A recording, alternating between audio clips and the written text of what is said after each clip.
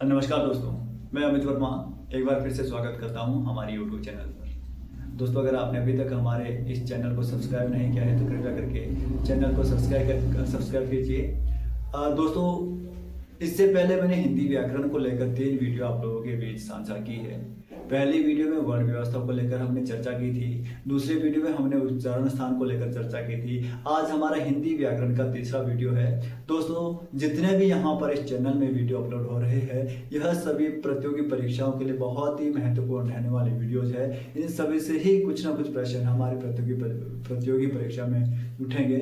आप टीजीटी की तैयारी कर रहे हैं, आप जेबीटी की तैयारी कर रहे हैं, आप हिमाचल प्रदेश पुलिस की तैयारी कर रहे हैं, हिमाचल प्रदेश पटवारी की तैयारी कर रहे हैं, हिमाचल प्रदेश के अंदर या अन्य किसी भी राज्य से आप है, किसी भी क्षेत्र में आप तैयारी कर रहे हैं, तो जो हिंदी भाषा को लेकर है, हिंदी भाषा से व्याकरण से अनेक प्रश्न उठते हैं। तो दोस्तों, आपको मैं फिर से आज एक नया टॉपिक लेकर आया हूँ। आपने विषय पढ़े हैं, दोनों टॉपिक अलग अलग है, अल्पप्राण महाप्राण का अलग है, अघोष सघोष का अलग है। लेकिन आज मैं आप लोगों के लिए एक इस चार्ट के माध्यम से दोनों टॉपिक को एक साथ लेकर आया हूँ। और जिस किसी को आज तक कितने भी बार आपने पढ़ा हो और समझ नहीं आया हो, आपके माइंड में, आपके जहन में अभी तक नहीं है कि हमारे च ध्वनि है, हमारा जो ट ध्वनि है, हमारा जो क ध्वनि है, अल्पप्राण है या महाप्राण है, अघोष है या सघोष है। तो दोस्तों, बहुत ही शॉर्ट ट्रिक्स के साथ छोटे से एक चार्ट बनाकर मैं आप लोगों के बीच लाया हूं।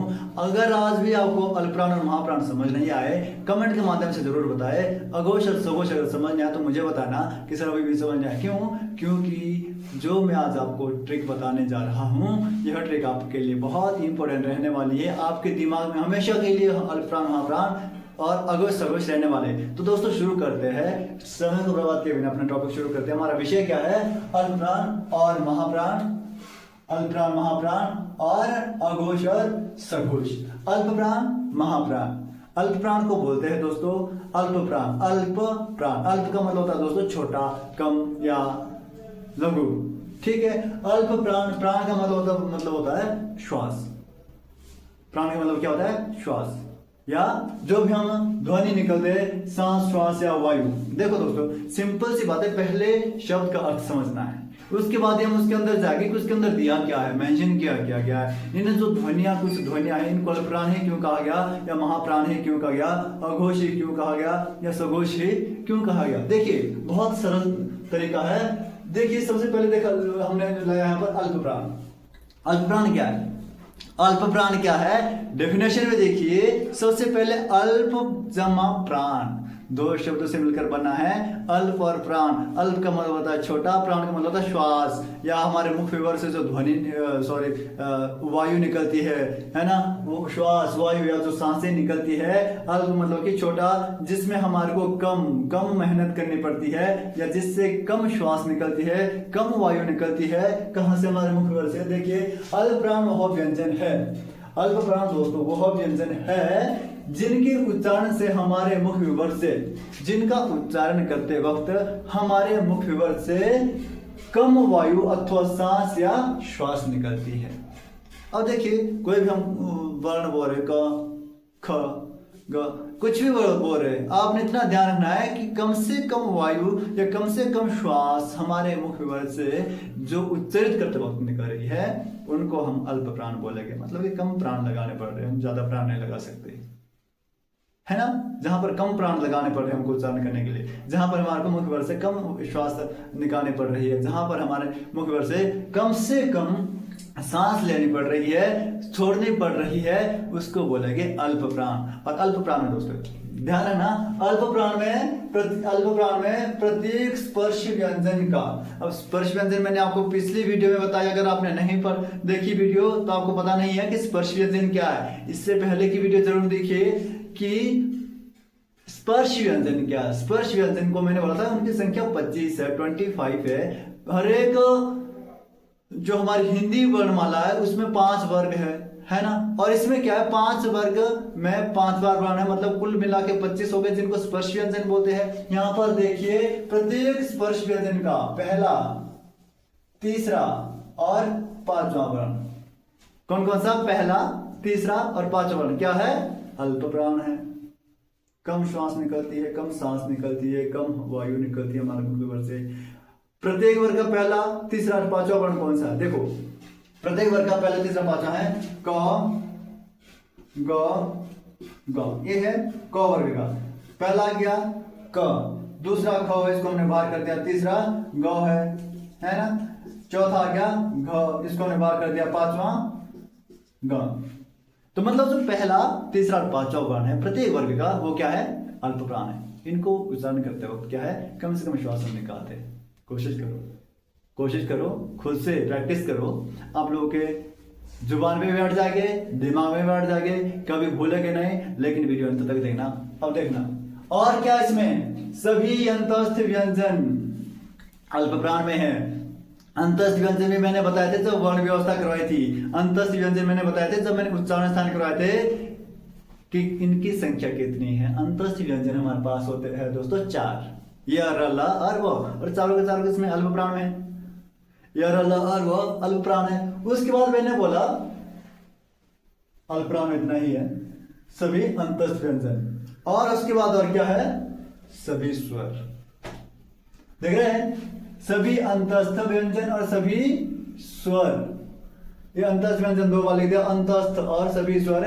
यहां से अंतस्थ को मिटा देते हैं, सभी स्वर आएगी इसमें। और सभी स्वर कौन कौन से हैं? आ से लेकर औ तक जितने भी ध्वनियां हैं वो क्या है? अल्प प्राण है। वैसे तो अल्प प्राण को प्रयोग किया जाता है। देखो, ये सबसे बड़ी बात ये भी है कि अल्प प्राण बोला जाता है व्यंजनों की व्यवस्था को, और स्वर क्या? स्वर अलग है। लेकिन फिर भी अगर हम स्वरों को उच्चारण के आधार पर देखते हैं तो इनको जो कुछ व्याकरण विदों ने हैं वो बोला है कि स्वरों का तो अल्प प्राण महाप्राण है नहीं, लेकिन कुछ व्याकरण विदों ने क्या है रखा है, किसमें? अल्प प्राण रखा है, क्योंकि इनको उच्चारण करते वक्त हमारा क्या है? कम श्वास छोड़नी पड़ रही है। ठीक है, दूसरा देखते हैं, सभी स्वर, सभी अंतस्थ, और पहला, तीसरा, पांचवा वर्ण किसमें आएगा? अल्प प्राण में आएगा। दोस्तों अभी चार्ट के माध्यम से मैं आपको समझाऊंगा, आप अभी डेफिनेशन समझ लीजिए। दूसरा हमारे पास है महाप्राण। महाप्राण में कौन से व्यंजन होते हैं? महाप्राण में कौन से होते हैं? देखिए, अब जो अल्प प्राण से छूट गए, अल्प प्राण से कौन कौन छूटे? पहला, तीसरा, पांचवा अल्प प्राण ने हड़प लिया, सभी स्वर भी अल्प प्राण ने ले लिए, सभी अंतस्थ व्यंजन भी अल्प प्राण ने ले लिए। तो हमारे पास बचा क्या? पहला और दूसरा वर्ण नहीं बचा। पहला और दूसरा नहीं, पहला और दूसरा नहीं, कौन कौन से बचे? पहला, तीसरा, पांचवा तो अल्प प्राण में है। बचा को क्या हमारे पास? दूसरा और चौथा वर्ण। यहां देखिए, प्रत्येक वर्ग का महाप्राण व्यंजन वह व्यंजन है जिनका उच्चारण अधिक श्वास से होता है। सबसे पहले तो महाप्राण का अर्थ समझो। अल्प प्राण में कम श्वास निकलती है, महाप्राण में ज्यादा श्वास निकालनी पड़ रही है। अल्प प्राण में कम और महाप्राण में ज्यादा। कितने ज्यादा? बहुत ज्यादा नहीं। क, ख, ग, घ, ख, घ, मतलब कि दूसरा और चौथा जो वर्ण है ना, देखो महाप्राण है प्रत्येक वर्ग का दूसरा और चौथा वर्ण आता है। महाप्राण में क्या होगा? प्रत्येक वर्ग का दूसरा और चौथा वर्ण आता है। दोस्तों देखिए कितना अच्छा है कि जो बचते हैं अल्प प्राण से उनको महाप्राण में डाल दिया, क्योंकि इसमें क्या है? उच्चारण करने के लिए हमारे को ज्यादा मेहनत करनी पड़ती है, ज्यादा श्वास, ज्यादा सांस या ज्यादा वायु छोड़नी पड़ रही है। इसको बोलते हैं महा का मतलब होता है ज्यादा, प्राण का मतलब होता है प्राण, जो श्वास हम छोड़ते हैं। सिंपल सी बात है ना। उसके बाद क्या है? ऊष्म व्यंजन की सभी ध्वनियां भी किसमें आएगी? महाप्राण में। ऊष्म व्यंजन कितने? 4 है। कौन कौन से? श, श, स और ह। अभी यहां मैं कराऊंगा आपको अल्प प्राण महाप्राण इस चार्ट के माध्यम से सारा समझ आ जाएगा। अभी डेफिनेशन समझिए। उसके बाद क्या है? अब देखते हैं हम अघोष और सघोष। देखिए, अघोष होते अ जमा घोष। अ का मतलब होता है अभाव, घोष का मतलब होता है घर्षण। और घर्षण क्या है? जो हमारी स्वर तंत्री होती है। और स्वर तंत्र क्या? आप कंठ में पीछे देखेंगे, अपने गले में पीछे देखेंगे, आप अपने गले में नहीं देख सकते, शीशे के सामने आपको जाना पड़ेगा। बच्चे को भी मत पकड़ना कि बच्चे को गले को, मुंह को ऐसे ऊपर खींच दो कि देखते गले में क्या पीछे। स्वर तंत्रियां दो ऐसे लटकी हुई होती है, स्वर तंत्रियां होती है, उनमें कंपन होती है। जब हम किसी वर्ण का उच्चारण करते हैं ना तो उनमें कंपन होती है। ठीक है, अब कंपन कैसे होती है? कुछ वर्णों में ज्यादा होती है, कुछ वर्णों के उच्चारण में कम होती है। स्वर तंत्री में जो कंपन है कुछ में ज्यादा और कुछ वर्णों के उच्चारण में कम होगी। जैसे क्या है? हम लोग कोई भी वर्ण का उच्चारण कर रहे हैं तो हमारे जो पीछे एंड में गले के पास है वो जो स्वर तंत्रियां होती है से लटकी हुई होती है ना, उनमें कंपन कैसे वाइब्रेट होगी, वाइब्रेशन होगी उनमें। अगर ज्यादा हो रही है मतलब कि घर्षण, मतलब घर्षण अगर ज्यादा, स का मतलब साथ है, क्या है, घर्षण या वाइब्रेशन या कंपन, तो उसको बोलेंगे सघोष या घोष। अगर कम है अ प्लस घोष, अ का मतलब अभाव, घोष का मतलब घर्षण, जहां पर घर्षण का अभाव होगा या कम होगा घर्षण, जहां पर उनमें कंपन कम होगी वहां पर हो गया अघोष वर्ण। सिंपल सी बात है। अब देखना अघोष वर्ण क्या है। अघोष वह ध्वनियां या वह वर्ण होते हैं जिनका उच्चारण करते वक्त स्वर तंत्र में कम कंपन होती है, बिल्कुल कम होती है, होती ही नहीं, कई ऐसे भी है कम होती है। ठीक है, मान ली कि अभाव है किसका, घर्षण का। घर्षण का मतलब होता है कंपन। ठीक है, वो कौन से, अल्प प्राण है, अघोष है। वो कौन से है, जिनमें कम कंपन होगी वो है अघोष। अघोष है, ठीक है, मान ली बात है। इसमें कौन कौन से वर्ण आते हैं हमारे पास अघोष में, कौन कौन से आते हैं, सोचो कौन कौन से आते हैं जिनमें हमारे स्वर तंत्र में कम प्रभाव पड़ रहा है, कम कंपन हो रही है, कौन कौन से। देखो अघोष में प्रत्येक वर्ग का पहला और दूसरा वर्ण आता है, सिर्फ पहला और दूसरा वर्ण आता है। और क्या इसमें 3 उष्म व्यंजन आएंगे, पहला और दूसरा, क ख च छ ज झ, प्रत्येक स्पर्श व्यंजन का पहला और दूसरा वर्ण। और उष्म व्यंजन, उष्म भी सारे ने इसमें दिए, उष्म भी सिर्फ 3 ही दिए, है ना, 3 उष्म। अब कौन कौन से 3 उष्म है ये भी पता चलेगा, पहले 3 उष्म है। ठीक है, उसके बाद है सघोष, जहां पर साथ हो, क्या साथ होगा, घर्षण है, कंपन, जहां पर कंपन साथ होगी। और सघोष को दोस्तों घोष भी, बहुत व्याकरण में घोष लिखा हुआ है, घोष और सघोष एक ही है। ठीक है, वहां पर क्या है, वह ध्वनियां हैं या वह वर्ण है जिनका उच्चारण करते वक्त क्या है, स्वर तंत्र में अधिक कंपन होती है या स्वर तंत्र में अधिक प्रभाव पड़ता है। और सघोष में क्या है, देखो सघोष में प्रत्येक वर्ण का तीसरा, चौथा और पांचवा वर्ण आता है। देखो पहला दूसरा ले गया था अघोष, जो बच्चे हैं तीसरा चौथा पांचवा में ले गया सघोष। और सघोष को और क्या मिला, और क्या मिला, 3 उष्म व्यंजन अघोष ले गया है, 1 उष्म व्यंजन बचता है इसके पास। और क्या बचता है, सब के सब अंतस्थ व्यंजन बचते हैं, यहाँ देखिए, है ना, सभी अंतस्थ व्यंजन और 1 उष्म व्यंजन है। ठीक है, एक क्या है, उष्म व्यंजन है। और भी बचते हैं, क्या बचे, अब स्वर बचे। स्वर जो ऊपर कौन ले गया था, अल्प प्राण ले गया था, लेकिन यहाँ सभी स्वर किस में आएंगे, आपके पास सघोष में आएंगे, क्योंकि स्वरों का उच्चारण करते वक्त क्या है, हमारे जो ये स्वर तंत्र है ये ज्यादा हिलती है, ज्यादा कंपन करती है, ज्यादा संघर्ष करती है। तो ठीक है दोस्तों, अब आशा करते हैं कि आपको समझ आ रहा होगा। कमेंट के माध्यम से जरूर बताना।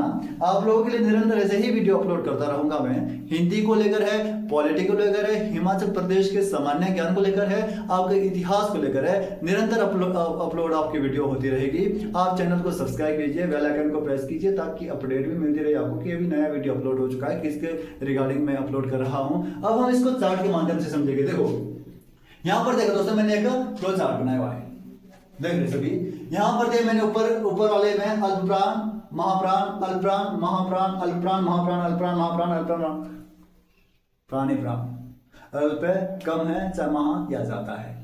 ठीक है, तो जो इधर ध्वनियां आ रही है वो है अल्प प्राण और महाप्राण की। और जो अघोष, जो इधर को ये ध्वनि आ रही है, ये क्या है, अघोष। और जो नीचे से ध्वनियां आ रही है ये क्या है, सघोष। कैसे, देखो मैंने बोला था प्रत्येक वर्ग का तीसरा, पहला, तीसरा, पांचवा वर्ण क्या है, अल्प प्राण है। देखो पहला, तीसरा, पांचवा, यहाँ क वर्ग है, क वर्ग है कितने में दोस्तों, क वर्ग है। ठीक है, क वर्ग में क्या है, अल्प प्राण, महाप्राण कौन सा है, अघोष और सघोष कौन सा है। देखो क ख ग घ ग, यहां मैंने लाइन दी है।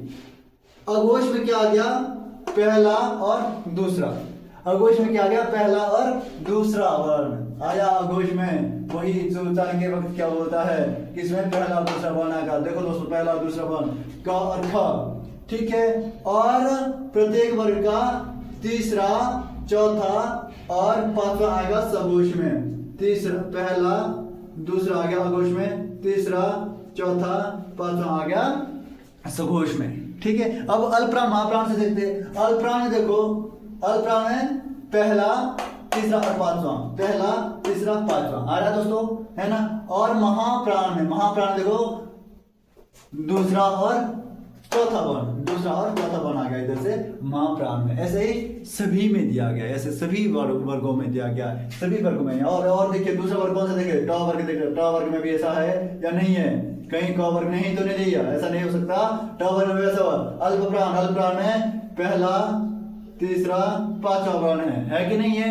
महाप्राण में दूसरा और चौथा आ गए, है ना। इधर से देखो अघोष, ये जा रहा है अघोष, अघोष में क्या पहला दूसरा है, बिल्कुल है, पहला ट दूसरा ठ। सघोष में क्या है, तीसरा चौथा पांचवा रहे, ट ठ ड ढ न, ये आ रहे तीसरा चौथा पांचवा, मतलब कि सही है। ऐसे सभी वर्ग में क वर्ग, च वर्ग, ट वर्ग, त वर्ग, प वर्ग में ऐसा ही है। आपने इसी तरह से इनको करना है दोस्तों, इस तरह से बनेगा आपका फ्लो चार्ट। अब देखते हैं ऊष्म व्यंजन कहाँ सेट किया हमने, अंतस्थ व्यंजन, सभी स्वर। यहाँ देखिए सभी स्वर मैंने बोले थे, सभी स्वर और अंतस्थ व्यंजन मैंने बोले थे अल्पप्राण में, सभी स्वर और अंतस्थ कहाँ बोले थे, यहाँ देखिए अल्पप्राण में बोले थे, यहाँ देखिए अल्पप्राण में आ गए सभी अंतस्थ व्यंजन य र ल व, और सभी स्वर अ से लेकर कहाँ तक, औ तक। और फिर मैंने क्या बोला था, सभी स्वर और सभी अंतस्थ व्यंजन किसमें बोले थे मैंने, सघोष में। ये देखिए सघोष में आ रही कि नहीं आ रही है, सघोष, ये देखो सघोष वाला ये क्या ये है ना, इसमें सभी स्वर और अंतस्थ व्यंजन आ गए, निपट के स्वर और अंतस्थ व्यंजन भी। अब बचते हमारे पास स्पर्श व्यंजन भी हो गए, अब बचते हमारे पास ऊष्म व्यंजन। अब ऊष्म व्यंजन में थोड़ा कंफ्यूजन ऐसा है कि ऊपर तो बोला है, क्या बोला कि ऊष्म व्यंजन के लिए क्या बोला है कि प्रत्येक वर्ग में जो क्या बोलते हैं अल्पप्राण महाप्राण में है या अघोष सघोष में है, वह जो ऊष्म व्यंजन है वह कहाँ सेट किए गए हैं। यहाँ पर देखिए दोस्तों ऊष्म व्यंजन, ये है ऊष्म व्यंजन महाप्राण में, सभी के सभी ऊष्म व्यंजन कहाँ रखे हैं, महाप्राण में रखे। कहाँ रखे हैं, महाप्राण में। ऊष्म व्यंजन कहाँ रखे, महाप्राण में। देखिए ऊष्म व्यंजन कहाँ आ रहे, महाप्राण वाले बॉक्स में आ रहे, श श स और ह नीचे क्यों रखा इस लाइन से, हालांकि महाप्राण तो आ गया, लेकिन नीचे क्यों रखा, क्योंकि हमने यहाँ पर क्या बोला है कि तीन ऊष्म व्यंजन हो गए, किसमें हो गए, अघोष में। अघोष में सिर्फ तीन हो गए, पहले तीन कौन कौन से, श श स, है ना। तो इसलिए जो अघोष में है या पहले तीन वर्ण, अघोष में ये अघोष वाला बॉक्स आगे गया, यहाँ पर तीन वर्ण रखे इनमें आगे अघोष में, और जो ह है ये है सघोष में, इसको लाया नीचे, लेकिन इधर से आगे सारे महाप्राण में। ठीक है, तो आशा करता हूं कि आपको अच्छी तरह से अल्पप्राण महाप्राण अघोष सघोष समझ आ चुके होंगे। अगर कुछ समझ नहीं आया तो आप कमेंट बॉक्स में जरूर बताइए, आपको वीडियो कैसा लगा कमेंट बॉक्स में जरूर बताइए। वीडियो को लाइक कीजिए, चैनल को सब्सक्राइब कीजिए, अपने दोस्तों के साथ शेयर कीजिए। और हाँ दोस्तों, अघोष सघोष अल्पप्राण महाप्राण हिंदी वर्णमाला की व्यवस्था, आपकी उच्चारण और जो इसके बाद और भी विषय हो गए, इन सभी को लेकर मैं एक प्रश्न पत्र जारी करूंगा। उसके बाद देखते हैं कि आप लोगों को कितना समझ आ रहा है, कितना रिस्पांस आप उस पर कर पा रहे हैं या नहीं कर पा रहे। तो दोस्तों आप हमारे साथ वीडियो में बने रहे और वीडियो को अंत तक देखें, दोस्तों के साथ शेयर करें, चैनल को सब्सक्राइब करें। फिर से धन्यवाद।